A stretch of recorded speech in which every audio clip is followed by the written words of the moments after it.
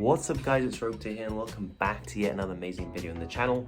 For today I got you a deck profile of a new deck I've recently acquired. It is of course Exosisters.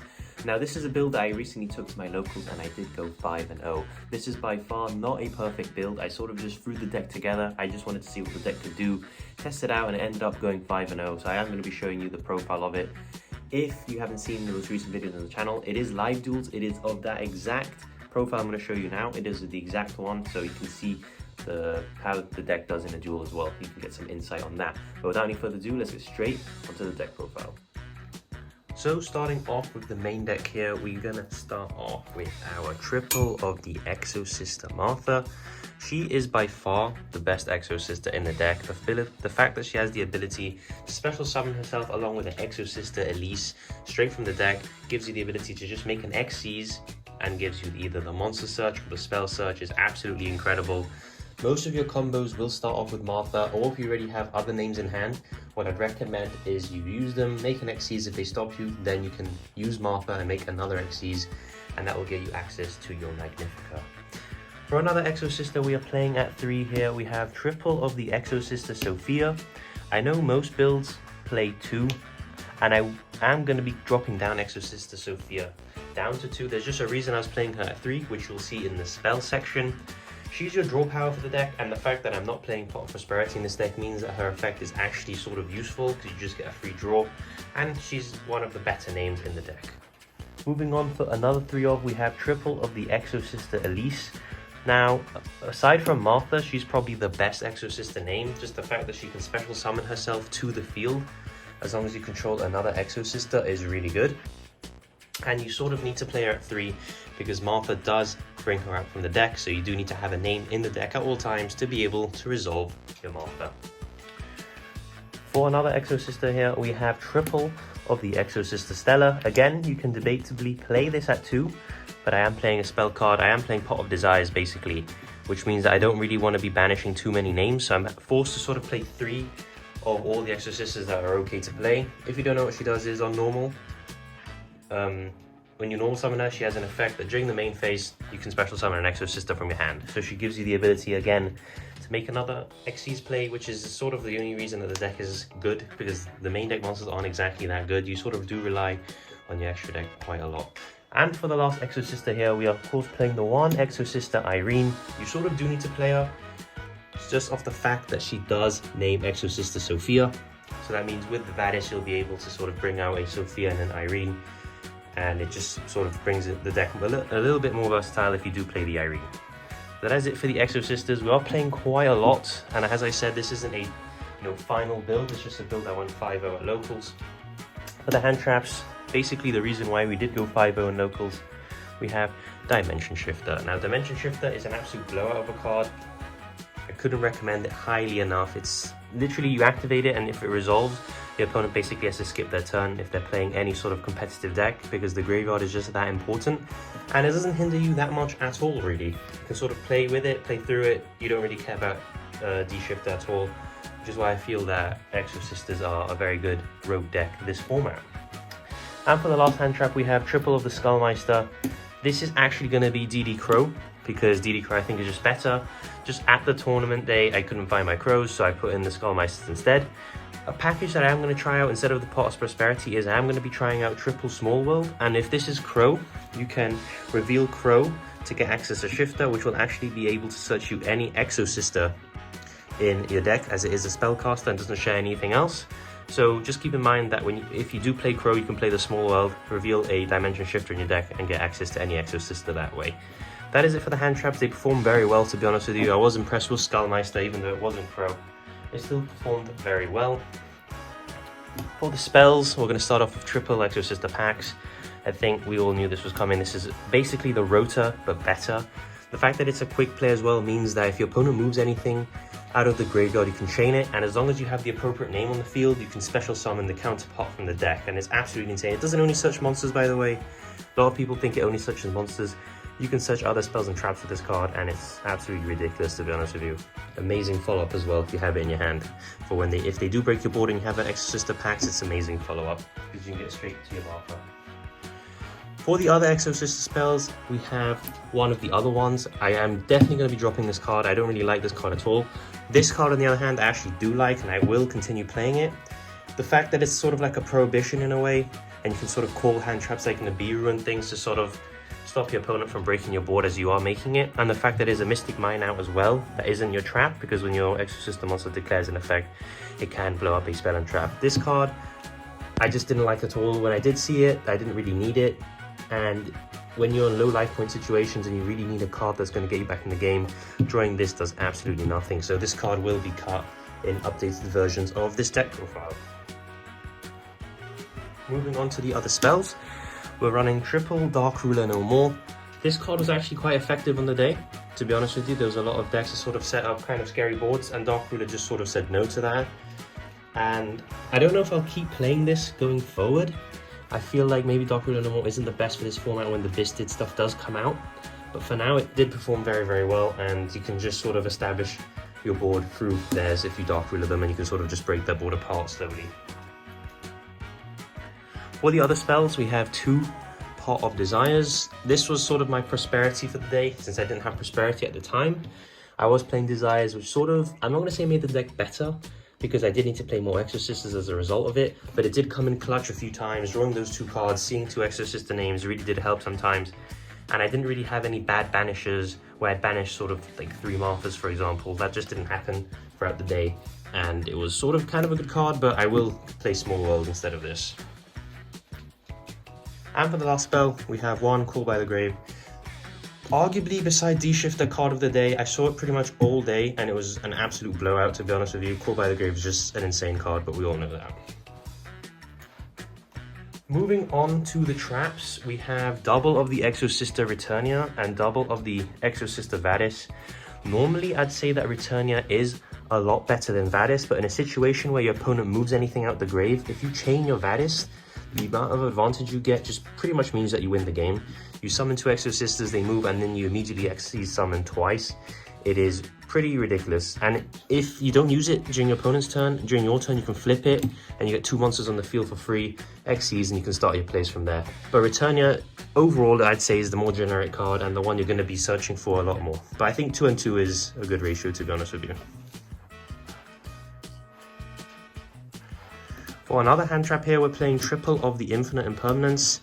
This card is still really good. The fact that it doesn't activate triple tactics either, which was quite popular in the day, is a nice bonus. And the fact that if you draw this as a going second card, as your 6th card, it is still extremely impactful. And the fact that you can just sort of blanket use it, it's not like an Effect Veiler or an Ash Blossom where they need to do something. Drawing this as your 6th card is still extremely good. So that is why I was playing the Imperm as well. It was 9 hand traps in total. And for the last trap here that we are playing, it is 40 cards. So we have the triple evenly matched. I didn't really see this card all day, but in testing it was very good, so I decided to play it. Will I play this in the future? Potentially. I'd have to get back to you guys on the updated deck profile, but this card, in theory, is very good as well. Especially if you're going against a back row deck, they can set 5, you evenly match, and they're sort of forced to use a Judgment if they have one. If not, they pretty much lose the whole back row. So triple evenly matched. And that is it for the main deck. Let's now move on to the extra deck.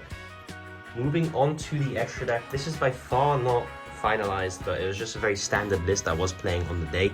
I will tell you the matchups at the end as well, just so you guys know exact matchups I fought with the deck. So we're going to play 1 Unicorn and the 1 Liner. All of your big Exosisters are lights, so it's sort of, you know, reason enough to play Liner, because I can get you access to another body, which gives you a free Unicorn, which can spin something. I didn't make this all day, I'm not gonna lie to you. I sort of just made like 7 monsters in the extra deck, and I didn't really use anything else, but they were here for option. On to basically the win condition of the deck, we have double of the Exosister Magnifica. This card is ridiculous, guys. The fact that it can banish, the fact that it tags out into another Exosister that's under it as material, usually the Mechalist, which is another banish, and then search on your turn for follow-up, is absolutely insane. 2/8 attack, 2/8 defense, so you can summon it in defense and it's a problem. If you're going second, it can attack twice as well. It's absolutely insane. I wouldn't play more than 3 because making this card requires you to already have 2 Exosister Xyzs on the board, and if you do that in a pretty good position, I think the second one did come up once, but I was never ever in need of a third, so I think 2 is perfectly fine.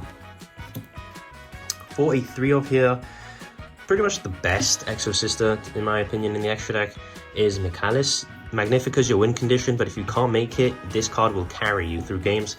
The Spell and Trap Search, and it's also a quick effect banish when you summon it. So that means if you summon it during your opponent's turn, you have a quick effect banish just whenever you feel like, essentially.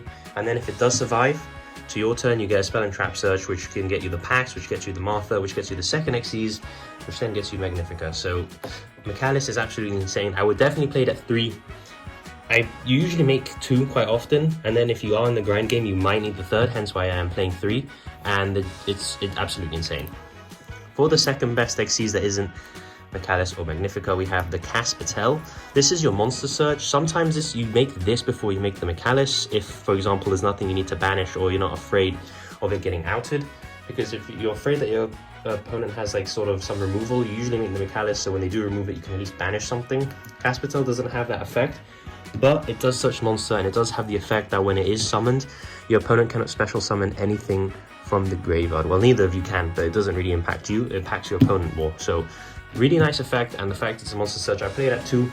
2 definitely comes up, you don't need more than 2. For the other ones, we're playing the one, Sophiel. The fact we're playing this one, we don't really make it for the effect, for the bounce that it provides, but the fact that when you do summon it, it is an Abyss Dweller, that's the important part. If you summon this during your opponent's turn, let's say they're playing two elements, they're Abyss Dwellers, they have to basically pass the turn. They can't activate anything in the graveyard, pass it back to you, and then you sort of have a bounce as well, so it's a really useful card and helps you sort of floodgate your opponent a bit. And we also have the one, Gibberine. Hardly make her, to be honest, unless you're going for an OTK with her and the Magnifica. She boosts all the Xyz monsters by 800, and since the Magnifica can attack twice, it is more than enough for game because she also gains the 800, and she's basically an effect negation the turn she's summoned using an Exosister monster, but you don't really make her that much. She's probably the least important one. Moving on to the other staple Xyzs, we're playing the Utopia package. I was playing this because I thought that if there were going to be big monsters that I would struggle to beat over, I might as well just get Utopia the Lightning, since, you know, it gains up to 5k attack, and I don't believe they can respond to it because it's during the damage step and things like that, so just useful to out those big monsters. You really only have to out it with a hard negate during the damage step, and the big tower monsters don't really have hard negates, so you can really just summon Utopia, make sure you're not Exosister locked first of all, and then make your Utopia the Lightning. Remember, the turn you do summon something that isn't an Exosister, you can't actually Martha, but it doesn't really matter, I guess, if you're going into Utopia Lightning, because you need to out something and you need to out it quick. And for the last two, we have a basically Super Poly target. We're playing Super Poly in the side deck. I won't be showing you the side deck, it was just really random, to be honest with you, but it did have Super Poly, hence why I'm playing the Draco Stapelia and the Mud Dragon. Would I play Zeus? Yes. Do I have a Zeus? No. That is the reason why it's not in the extra deck. But as soon as I get a Zeus, I will be adding it. I'd also pretty much play Gagaga Cowboy, just because in time you can detach and burn your opponent for 800 and win that way. So that is the end of the profile, guys. I hope you guys enjoyed my 5-0 Exosister deck profile. I'm going to tell you, I don't think the build is perfect at all. I think the reason I did so well was primarily because of D-Shifter, and primarily because no one knew what the hell my cards actually did. Therefore, they weren't able to stop me effectively, and I pretty much knew all my matchups fairly well. I'll tell you my matchups now. Round 1 I had Sprite, and round 2 I had Math Mech. Those were very difficult games, which I should have probably lost, but due to my opponent's misplays, I won. Round 3 we had Zombies, Combo Zombies, and again that was a hard match, but I somehow got the victory because I just top decked the Skullmeister, and it sort of really helped in that situation. Game 4 I went against Eldritch Control, which was a total absolute demolishing on my part. It was 2-0 within 10 minutes. And the finals was again Math Mech, which I drew D-Shifter, and it sort of hindered his plays, and I'd be able to set up my board like really well, and that was a quick 2-0 as well. So that was the matchup sort of analysis, and the upgrades I'd do to the deck. I'd definitely play Prosperity. I'd definitely add a Zeus to the extra deck and a Cowboy just in case you get into time. I'd also definitely cut down the amount of Exosisters in the main deck. I'd cut down one of the Sophias, one of the Stellas, and that would give you more space to play other useful cards that the deck sort of needs to play. I would continue playing Board Breakers because I feel like the deck is too fair. If you don't play Board Breakers and you go into an entire sort of combo board, the deck could struggle, so Dark Rulers, the Evenies are very useful there. And I will, of course, be having an updated profile of the Exosisters. This was my first time ever using them, So if you do see misplays in the videos that are already posted, do please forgive me. I sort of picked up the deck like the day before, built it and took it to locals, and didn't expect to do that well, but here you go, here's the video as proof. So without any further ado, I will see you in the next video. I'm Rota and I thank you all for watching.